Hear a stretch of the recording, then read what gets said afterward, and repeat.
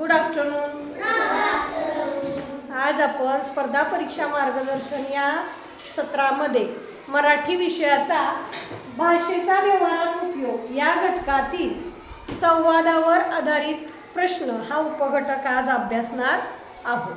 संवाद म्हणजे काय, तर समोरासमोर दोन किंवा दोनपेक्षा जास्त व्यक्ती जर बोलत असतील तर त्याला आपण काय म्हणतो, संवाद. संवाद हा कधीही एका व्यक्तीमध्ये होत नाही, तर दोन किंवा दोनपेक्षा जास्त व्यक्ती संवादामध्ये सहभागी झालेले दिसतात.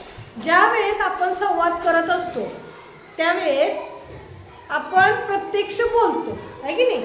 मग इथं तुम्हाला जे प्रश्न दिलेले असतात ते सुद्धा संवादावर दिलेले असतात. त्या संवादातील व्यक्तीसुद्धा तिथं प्रत्यक्ष बोलत असतात. आता संवाद तुम्हाला दिल्यानंतर पहिल्यांदा तुम्ही काय करायचं, तर तो प्रश्न, तो संवाद काय करायचा, नीट वाचायचा. वाचल्यानंतर त्या संवादाचं ठिकाण, संवाद कुठं चालू आहे, कुठं घडलेला आहे ते पहिल्यांदा बघायचं. त्याच्यानंतर त्या संवादामध्ये किती व्यक्तींनी भाग घेतलेला आहे हे सुद्धा आपण बघितलं पाहिजे. किंवा त्या संवादामध्ये दिलेली वाक्य कोण बोलतंय. संवाद वाचताना तुम्हाला काय होणार आहे, तर समजणार आहे संवादामध्ये किती व्यक्तींनी भाग घेतला आहे. किंवा एखाद्या व्यक्तीचं नाव आलं संवादामध्ये तरी तो प्रत्यक्षात बोललाय का, हे सुद्धा आपल्याला या संवादातून कळतं. समजलं? इकडं बघा माझ्याकडे. समजलं? तर बघूया आता संवाद कशा पद्धतीने आपल्याला येतोय ते. प्रश्न आहे बघा. आता तुमच्या प्रत्येकाच्या समोर संवाद आहे. हां, मी वाचते त्यावेळेस तुम्ही तो संवाद काळजीपूर्वक बघायचा आहे. संवाद क्रमांक 1. काय गोट्या, आता कुठं चाललास या दिवे लागणीच्या वेळी. शाळेत नाटकाच्या तालमीला जातो बाबा. म्हणजे पहिलं वाक्य कोण बोललेलं आहे, बाबा. दुसरं वाक्य गोट्या. अरे पण केव्हा आहे तुझा कार्यक्रम. पुढच्या आठवड्यात याच दिवशी प्रजासत्ताक दिनी. म्हणजे त्याचा कार्यक्रम कधी आहे, प्रजासत्ताक दिनाच्या दिवशी आहे. कोणतं काम मिळालं आहे तुला. बघा बाबा विचारतायत कोणतं काम मिळालं आहे तुला. बाबा त्यात त्याचा काही सहभाग नाही, अभ्यास करताना सुमा म्हणाली. बघा आता हे वाक्य कोण म्हणलं, बाबा त्यात त्याचा काही सहभाग नाही. हे वाक्य कोण म्हणालं, सुमा. अभ्यास करताना सुमा म्हणाली. आता सुमा कोण आहे ते आपल्याला कळते बघा. शाळेच्या नाटकात अगदी महत्त्वाचं काम आहे बरं का ताई. आता हे वाक्य कोण म्हणाला असेल रे, गोट्या. बरं का ताई म्हणतो, आहे की नाही. म्हणजे नाटकात महत्त्वाचं काम आहे असं तो ताईला म्हणतोय. म्हणजे सुमा ही गोट्याची कोण आहे, ताई आहे. अरे मग ते कोणतं, आईने विचारलं. बघा आता आई सुद्धा बोलते. अरे मग ते कोणतं. पडदा उघडताच मी दवंडी पिटवतो व नाटकास सुरुवात होते. म्हणजे गोट्याचं काम कोणतं आहे नाटकात. नाटक सुरू व्हायच्या आधी जो पडदा असतो की नाही तो उघडायचा. मॅडम कुठे गेले, तुम्ही अभ्यास करत बस. हा तुम्ही अभ्यास करत बस. तर नाटकाचा सुरू व्हायच्या अगोदर पडदा उघडून तो दवंडी देतो की नाटक सुरू होणार आहे, म्हणून त्याचं काम महत्त्वाचं आहे असं गोट्याला वाटतं. तर हा संवाद होता बघा, आहे की नाही. आता या संवादावरती आधारित ते भरगतीला ते वर ठेव एकाने ते खडखड खडखड तसंच वाजेल व्हिडिओमध्ये. तर ह्याच्यावरती प्रश्न कसे येतात ते बघा. पहिला प्रश्न, हा संवाद कोणत्या तारखेला घडला. चुकणार आणि माती खाणार. वर्गात जायचं नाही, अभ्यास करत बसायचं, बाहेर यायचं नाही अजिबात. का म्हणून 19 तारखेला,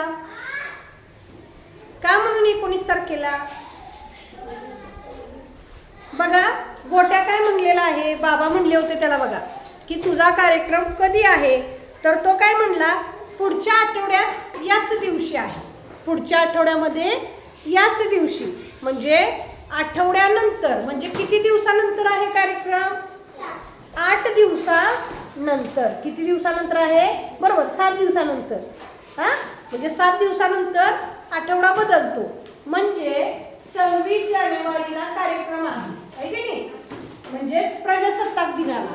कधी कार्यक्रम आहे? 26 जानेवारीला. प्रजासत्ताक दिन कधी असतो? 26 जानेवारीला. म्हणजे 26 जानेवारीच्या अगोदर 7 दिवस हा संवाद घडलेला आहे. मग 7 दिवस मागे जाऊया. 26, 25, 24, 23, 22, 20, 19. बघा 1, 2, 3, 4, 5, 7, 21, 20 आणि 19. बरोबर आहे की? किती दिवस मागे गेलो आपण? 1, 2, 3, 4, 5, 6, 7 आहे की नाही? 7 दिवस आणि आठवडा बदलतो. 8व्या दिवशी तोच वारी राहतो आहे की नाही? म्हणजे हा संवाद कधी घडलेला आहे? 19 जानेवारीला. 19 जानेवारीला तो काय म्हणतोय? अजून आठवड्याने ह्याच दिवशी हा कार्यक्रम आहे. म्हणजे कधी? 19 जानेवारी. समजलं? 26 जानेवारी लिहायचं नाही. 26 जानेवारीला कार्यक्रम आहे, पण संवाद कधी घडतोय हे महत्वाचं आहे. बघा दुसरा, संवादाची वेळ कोणती असावी? रात्रीची, तिन्ही सांजांची, दुपारची, पहाटेची? बघा पहिल्याच वाक्यात बाबा काय म्हणतात? काय गोट्या आता कुठं चाललायस या दिवे लागणीच्या वेळी? दिवे कधी लागतात? दिवे कधी लावतो आपण? म्हणजे लाईट वगैरे तिन्ही सांजेला लावतो की नाही? थोडासा अंधार पडायला लागल्यावर. रात्र म्हणजे कधी? ज्यावेळेस आपण झोपतो आहे की नाही? जेवून बिवून झोपतो त्यावेळेस रात्र होते. पण ज्यावेळेस आपण शाळा सुटल्यानंतर घरी जातो, थोडासा अंधार पडायला लागतो, त्याला काय म्हणतात? तिन्ही सांज किंवा दिवे लागणीची वेळ आहे की नाही? मग बाबा दिवे लागणीच्या वेळेस कुठं चाललाय असा विचारतो. म्हणजे संवादाची वेळ कोणती असावी? तिन्ही सांजेची. पर्याय नंबर 2. पुढचा बघा तिसरा, वरील संवादात किती व्यक्तींनी भाग घेतला आहे? 4 व्यक्तींनी. सरळ आहे. एक गोट्या, आई, बाबा आणि सुमा. 4 बोललेली आहे. म्हणजे किती व्यक्तींनी भाग घेतला आहे? 4 व्यक्तींनी. समजलं? अशा पद्धतीने संवादावरचे प्रश्न येत असतात देवयानी. पुढचा संवाद वाचते बघा. बघा, बाळा खूप भूक लागले, काहीतरी पैसे दे. नाही मॅडम आल्या नाही. बाळा खूप भूक लागले, काहीतरी पैसे दे. ओ बाई कोण तुम्ही? बाजूला व्हा. बाळा तू तरी दे, खूप भूक लागली. आजी या माझ्याबरोबर त्या हॉटेलमध्ये. म्हणजे बघा पहिलं वाक्य कोण बोललंय? आजी. पहिलं वाक्य आजी बोलले. दुसरं वाक्य एक व्यक्ती बोललाय, त्याचं नाव दिलंय का आपल्याला? नाही. परत तिसरं वाक्य आजीच बोलले आणि चौथं वाक्य ती दुसऱ्या व्यक्तीला म्हणाली. पुढे बघा, अरे विशाल तू काय करतोस? ती म्हातारी नाटक करते आणि अशा रस्त्यावरच्या लोकांना कशाला भीक द्यायची? म्हणजे तिथं 2 मित्र थांबलेत बघा. ते 2 मित्र त्या दोन्ही मित्राकडे आजीने पैसे मागितले. त्यातला एक मित्र काय म्हणतो की चला तुम्हाला हॉटेलमध्ये जेवण देतो. तर दुसरा मित्र काय म्हणतो, कशाला त्या आजीचं ऐकतोय? ती आजी नाटक करते आणि तू त्याला हॉटेलमध्ये नेऊ नको. त्यातल्या एका व्यक्तीचं नाव आलं बघा इथं. काय? विशाल. म्हणजे पहिलं कोण बोललंय? आजी. दुसरा वाक्य एक दुसरा व्यक्ती. विशालचं लयच नाव येते. विशालचा नाव असतोय बघा. तर दुसरा एक नाव आलंय विशाल. आता तिसरं नाव बघूया. अरे विठ्ठल तुझं नाव आहे विठ्ठल, पण तसं गुण नाही रे. म्हणजे काय म्हणायचंय तुला विशाल? म्हणजे दुसऱ्या मित्राचं नाव काय आलं? विठ्ठल. आहे का आपल्यात विठ्ठल? कोण? विठ्ठल. तर बघा आतापर्यंत आजी, विशाल आणि विठ्ठल बोलत होते.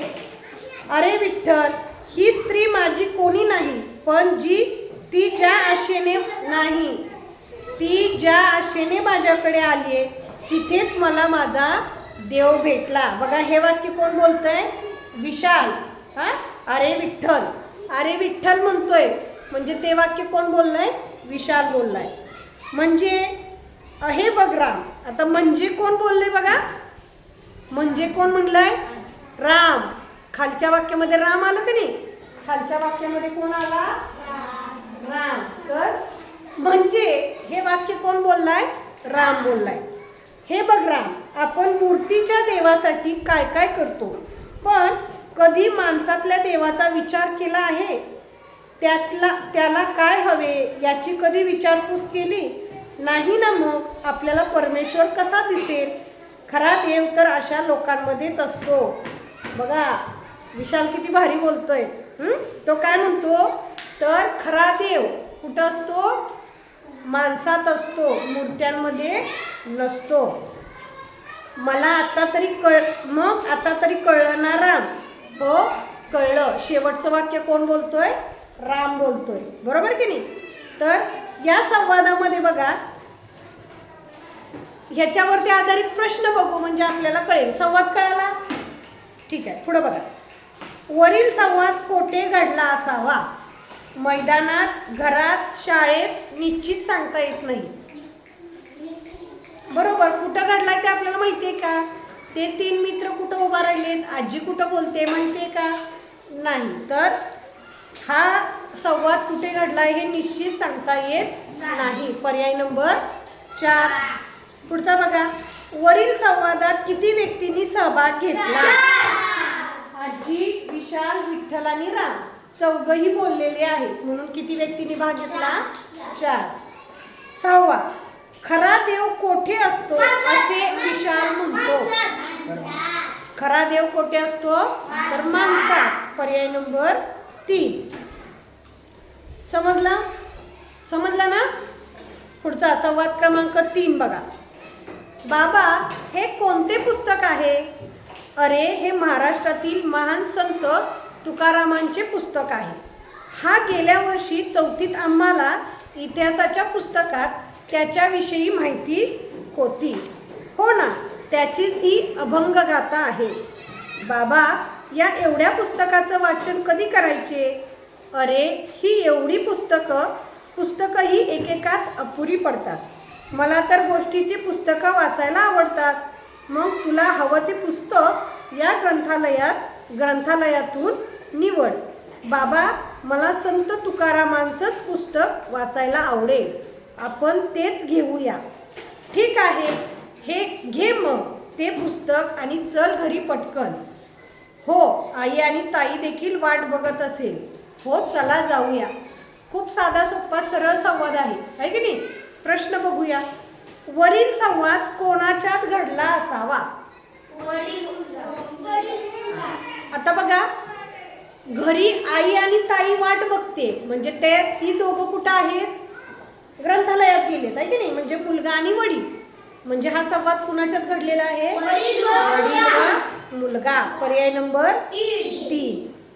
8वा प्रश्न बघा, वडील मुलाला कोठे घेऊन गेले असतील. शाळेत, घरात, दुकानात, पुस्तक ग्रंथालयात आहे. तिथं संवादात दिले ग्रंथालयातून पुस्तक निवड, म्हणजे ते कुठं आहे, पुस्तक ग्रंथालयात. पर्याय नंबर 4.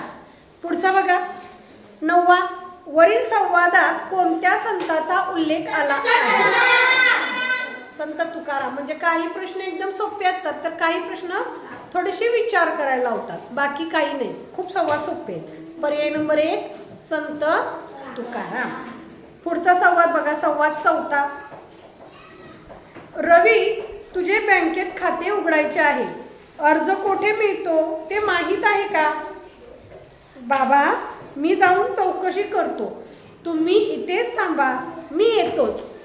रवीने कारकुनाला विचारले, मला येथे नवीन खाते उघडायचे आहे, त्यासाठी अर्ज पाहिजे. बाबा हा अर्ज पहा. अर्ज कसा भरायचा ते सांगता का. पण मी पेन आणायला विसरलो, जरा पेन देता का. हे घे पेन. अर्जावर प्रथम नाव लिही व 100 रुपये त्या पैसे भरण्याच्या खिडकीवर नेऊन दे. पासबुक मी नंतर घेऊन येईन. बघा या संवादामध्ये रवी बाबा कुठे गेलेत, बँकेत गेलेत आणि तिथं ते दोघं रवीचं नवीन खातं उघडायला गेले. त्यावेळेस बाबा आणि रवी बोलतायत. बघा 10वा प्रश्न, हा संवाद कोठे घडला असावा? बँकेत, है की नाही? बँकेत, घरात, शाळेत, दुकानात, कुठं? बँकेत. रवी काय आणायला विसरला? पेन. रवीने पैसे कोठे भरले? बघा आता बघा, इथं फक्त शब्द वेगळा आला. बचत, ऐका, बचत कक्ष, नगद पैसे भरण्याची खिडकी, चालू खाते यापैकी नाही. तर आता इथं बघा, रवीने पैसे कुठे भरले? तर पैसे भरण्याच्या खिडकीवरती, आहे की नाही? तर नगद म्हणजे काय? तर रोख पैसे. आपण असे पैसे दिले, आता ही 50ची नोट आहे आणि ती मी इथं दिली, तर ही रोख आहे की नाही? म्हणजे नगद. नगद म्हणजे रोख पैसे भरण्याची खिडकी. तर त्याचा पर्याय नंबर, जरी इथं नगद हा शब्द संवादामध्ये दिला नसेल तरी सुद्धा नगद म्हणजे काय? तर रोख, कॅश. काय झालं रे? ठेव. तुमच्या वर्गातला नाही ना? आपल्या वर्गातला हा डबा कोणाचा आहे का? तुमच्याच वर्गातली कोणतर जेवलेत, तुमच्याच वर्गातला असेल. नाही ना कुणाचा? हा, संवाद पुढचा बघा. समजले का? नगद म्हणजे कसं? रोख. नगद म्हणजे कसं? रोख. संवाद क्रमांक 5, तुला आज पुन्हा उशीर का झाला? अगं, आज शाळेच्या क्रीडा स्पर्धा होत्या ना, म्हणून. आजकाल तुझं हे नेहमीचंच झालं आहे. कधी क्रीडा स्पर्धा, कधी चित्रकला स्पर्धा, तर कधी नाट्य स्पर्धा. मग मी खोटं बोलतो? काय रे, काय झालं? बघा ना बाबा, आई मला उगाच ओरडते. सुनबाई, दूध करपल्याचा वास येतो बघ. असे ऐकताच आई स्वयंपाकघरात धावली. आता यातलं तुम्ही विचार करायचा. तुला आज पुन्हा उशीर का झाला हे कोण बोललं? आई बोलली. त्याच्यावर मुलगा काय म्हणतोय बघा, अगं आज शाळेच्या क्रीडा स्पर्धा होत्या ना, म्हणून. आहे की नाही? मुलगा म्हणतोय. त्याच्यावर आई म्हणते बघा, आजकाल तुझं हे नेहमीचंच झालंय. कधी क्रीडा स्पर्धा, कधी चित्रकला स्पर्धा, तर कधी नाट्य स्पर्धा. मग मी काय खोटं बोलतो हे कोण बोललं? मुलगा. त्यावर बघा, काय रे, काय झालं हे कोण बोललं? आता इथं काय कळत नाही, पण पुढच्या वाक्यात तो मुलगा म्हणतोय बघा, बघा ना बाबा, आई मला उगाच ओरडते. म्हणजे काय रे, काय झालं हे वाक्य कोण बोललंय? बाबा. सुनबाई, दूध करपल्याचा वास येतो बघ. असे ऐकताच आई स्वयंपाकघरात धावत गेली. आता हे कोण बोललं रे? सुनबाई म्हणजे मुलाची कोण झाली? मग आई. मग हे वाक्य कोण बोललं असेल? मुलाची आजी. मुलाची आजी, कारण मुलाची आई हे आजीची कोण असणार आहे? सून असणार आहे. बघा, इथं थोडा विचार करायला लागतोय, बरोबर आहे की नाही? प्रश्न बघा, या संवादात किती व्यक्तींनी भाग घेतला? 4. आई, बाबा, मुलगा आणि आजी. 4 व्यक्तींनी भाग घेतला. मुलाला उशीर का झाला? क्रीडा स्पर्धेमुळे. बाकीच्या स्पर्धांचा उल्लेख आहे, परंतु त्याला उशीर कशाने झालाय? क्रीडा स्पर्धेमुळे. संवादातील शेवटचे वाक्य कोण बोलले असावे? सुनबाई, दूध करपल्याचा वास येतोय बघ. असं कोण बोलली? मुलाची आजी. पर्याय नंबर 1. समजलं का? तर संवादात फक्त काय करायचंय? काळजीपूर्वक वाचून कोठे घडला, किती व्यक्तींनी भाग घेतला, किंवा कोण तिथं उपस्थित नाही, कुठल्या जागेवरती हा संवाद घडला, एवढेच प्रश्न जास्तीत जास्त विचारले जातात. समजला संवाद म्हणजे काय? उद्या येताना हा घटक सोडवून आणायचा.